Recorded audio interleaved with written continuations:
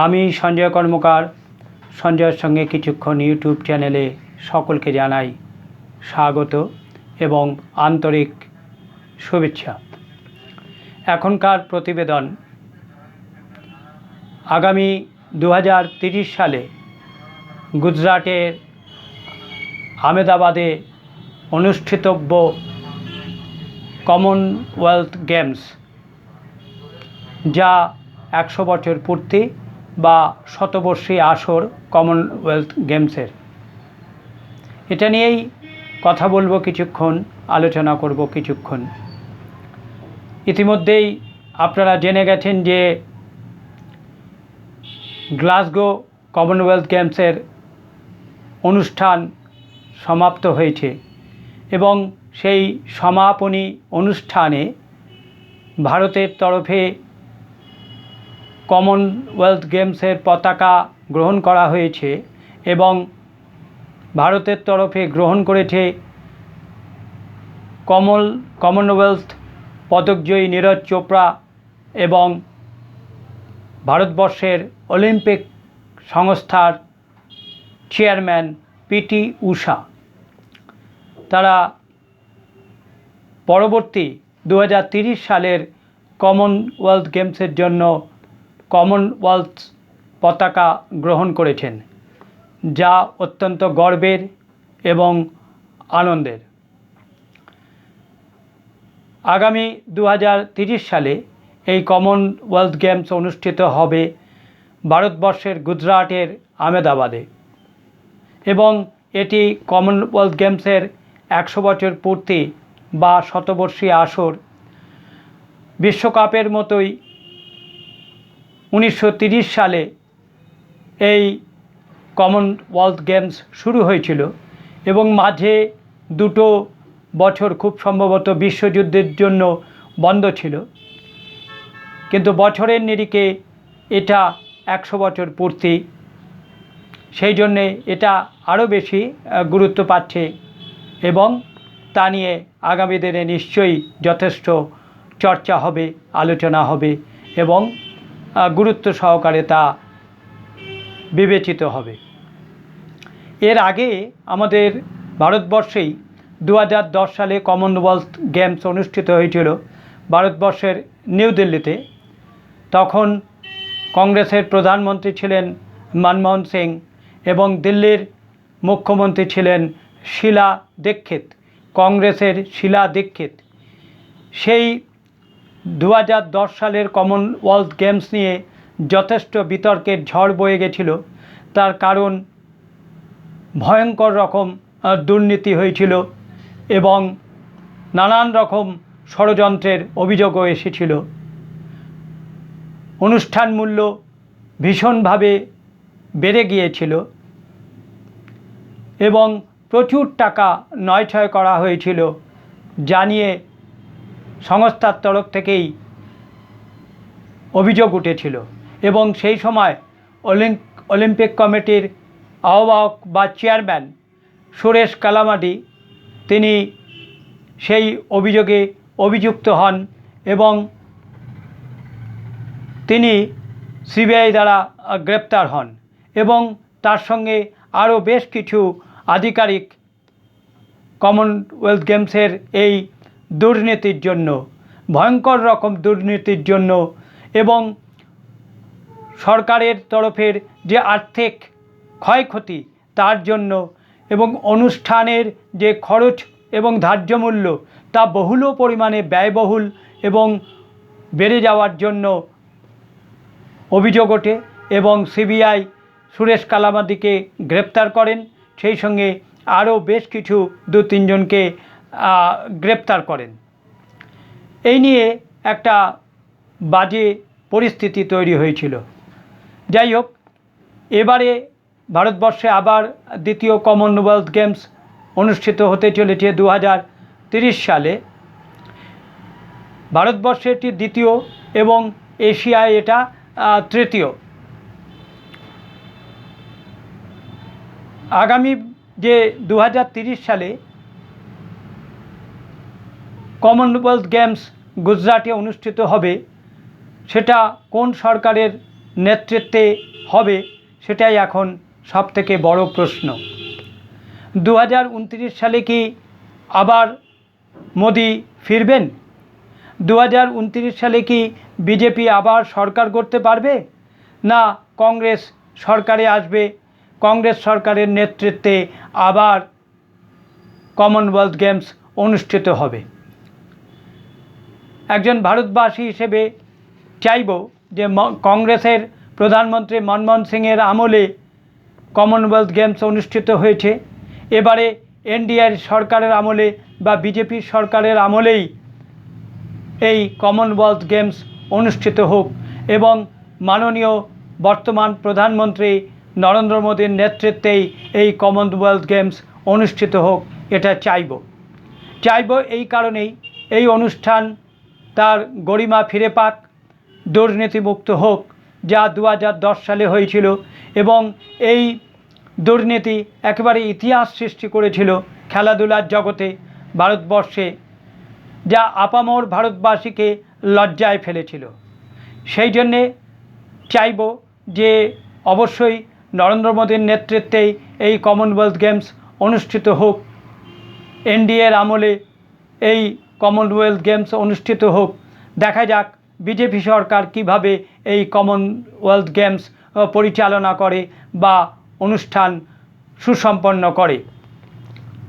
2029 সালে নরেন্দ্র মোদী ফিরবে কি ফিরবে না, এটা একটা গুরুতর প্রশ্ন।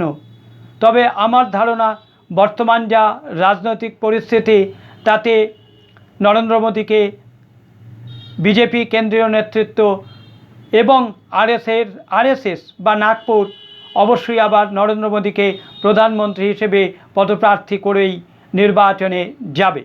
এটা আমার অনুমান, ব্যক্তিগত অনুমান। এটা মিলতেও পারে, নাও মিলতে পারে, এটা ঠিক হতে পারে, নাও ঠিক হতে পারে। এটা আমার একটা ব্যক্তিগত অনুমান যে আরএসএসের সদর দপ্তর নাগপুর এবং বিজেপির কেন্দ্রীয় নেতৃত্ব আবার নরেন্দ্র মোদীকে প্রধানমন্ত্রী হিসেবেই বেছে নেবে এবং তারই নেতৃত্বে 2029 সালের নির্বাচন হবে। 2029 সালের নির্বাচন অনেক কঠিন নির্বাচন, তার কারণ অনেক আন্দোলন হয়েছে, ককরোচ জনতা পার্টির আন্দোলন হয়েছে, কংগ্রেসের আন্দোলন হয়েছে, এদিকে এনডিএ বা বিজেপির তরফেও একটা গুরুত্বপূর্ণ বিষয়, তখন অপারেশন সিন্দুরের পর আবার জাতীয় নির্বাচন হবে। ভারতবর্ষের মানুষ কাকে বেছে নেয়, নরেন্দ্র মোদীকে না কংগ্রেসের কোনো নেতাকে বা বিরোধী নেতা রাহুল গান্ধীকে, সেটাই এখন দেখার এবং অত্যন্ত একটা গুরুতর প্রশ্ন, যা ভারতের মানুষের কাছে একটা আগামী দিনের নতুন ভাবনার কথা, যা মানুষকে ভাবাচ্ছে এবং নতুন করে মানুষ চিন্তাও করছে। যদিও বিজেপি আশান্বিত রয়েছে যে তারাই আবার ক্ষমতায় আসবে এবং নরেন্দ্র মোদীর 75 বয়স পার হয়ে যাচ্ছে, সেই জন্যে অবশ্যই একটা নীতিগত প্রশ্ন আছে যে নরেন্দ্র মোদী আবার প্রধানমন্ত্রী পদপ্রার্থী হবেন কি না। তবে মনে হয় তিনি আবার হবেন, তার কারণ রাজনৈতিক গুরুত্বের বিচারে তাকে সর্বাগ্রেই সবাই রাখছে। এছাড়া 2010 সালে যখন এই কমনওয়েলথ গেমস ভারতবর্ষে অনুষ্ঠিত হয়েছিল নিউ দিল্লিতে, তখন দিল্লির মুখ্যমন্ত্রী ছিলেন শীলা দীক্ষিত। তিনি এই অনুষ্ঠানের দুর্নীতিকে নিয়ন্ত্রণ করতে পারেননি বা যে ব্যয়বহুল বৃদ্ধি সেটাকেও তিনি নিয়ন্ত্রণ করতে পারেননি। যাই হোক, সেটা সে সময়ের ঘটনা। এখন আগামী দিনে বর্তমানে দিল্লিতে মুখ্যমন্ত্রী হিসেবে রয়েছেন বিজেপির রেখা গুপ্ত। দিল্লিতেও নির্বাচন হবে 2030 সালে, তার কারণ 2025-এর 20 ফেব্রুয়ারি রেখা গুপ্ত দিল্লির মুখ্যমন্ত্রী হিসেবে নির্বাচিত হয়েছেন এবং শপথ নিয়েছেন। সেই প্রসঙ্গেই বলা যায় যে রেখা গুপ্ত 2030 সাল পর্যন্ত মুখ্যমন্ত্রী হিসেবে থাকবেন। নতুন মুখ্যমন্ত্রী কে হয় দিল্লিতে, সেটাও একটা দেখার বিষয়। আবার নতুন করে বিজেপির কোনো মুখ্যমন্ত্রী আসবে না অন্য কোনো দলের মুখ্যমন্ত্রী আসবে, আপ কিংবা কংগ্রেস অন্য কোনো দলের মুখ্যমন্ত্রী নির্বাচিত হবে 2030 সালে, সেটাও খুব গুরুত্বপূর্ণ বিষয়। যদি বিজেপির সরকার দিল্লিতে আসে এবং কেন্দ্রেও যদি বিজেপির সরকার থাকে, অর্থাৎ মোদি আসেন আবার ফিরে, তাহলে কমনওয়েলথ গেমস নিশ্চয়ই একটা বিরাট ব্যাপার হবে। তবে দিল্লিতে যেহেতু অনুষ্ঠানটা হচ্ছে না, কিন্তু ভারতবর্ষের রাজধানী দিল্লি, সেখানে একটা সাজো রব অবশ্যই পড়বে। তার কারণ 2010 সালে 71টি দেশ ভারতবর্ষের কমনওয়েলথ গেমসে অংশগ্রহণ করেছিল। এবার 2030 সালে আরও বেশি সংখ্যক নিশ্চয়ই দেশ অংশগ্রহণ করবে এবং দেশি বিদেশি বিভিন্ন দেশের সাংবাদিকরা, অ্যাথলেটরা এবং ক্রীড়া যারা খেলোয়াড় আছে তারা আসবে এবং সেটা অনেক ক্ষেত্রে দিল্লি হয়েই সেটা গুজরাটে যাওয়া আসা হবে। তাই দিল্লিও একটা গুরুত্বপূর্ণ অংশ হয়ে উঠবে সেই সময়। যাই হোক, নরেন্দ্র মোদীর রাজ্য গুজরাটে 2030 সালে কমনওয়েলথ গেমস অনুষ্ঠিত হচ্ছে।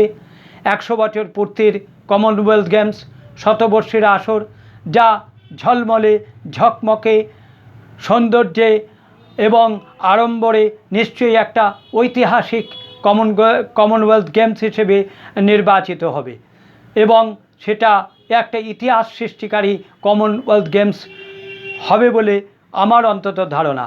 কিন্তু তার চেয়েও গুরুত্বপূর্ণ অত্যন্ত বিষয় যে আবার কি এনডিএ ফিরবে, আবার কি বিজেপি ফিরবে, আবার কি নরেন্দ্র মোদী প্রধানমন্ত্রী হবে, সেটাই খুব গুরুত্বপূর্ণ প্রশ্ন এবং সেই প্রশ্নের ওপর নির্ভর করেও এই কমনওয়েলথ গেমসের অনেক কিছু নির্ভর করছে বলে আমার ধারণা। যদিও ভারত সরকার তার নির্ধারিত যে কর্মসূচি, অর্থাৎ কমনওয়েলথ গেমস যে সরকারই আসুক না কেন সেই সরকারই তা পালন করবে এবং তা পরিচালনা করবে। তবে এনডিএর সরকার এবং নরেন্দ্র মোদীর নেতৃত্বে এই অনুষ্ঠান, এই একটা আন্তর্জাতিক অনুষ্ঠান যদি হয়, তাহলে অবশ্যই তা মোদীর পক্ষেও একটা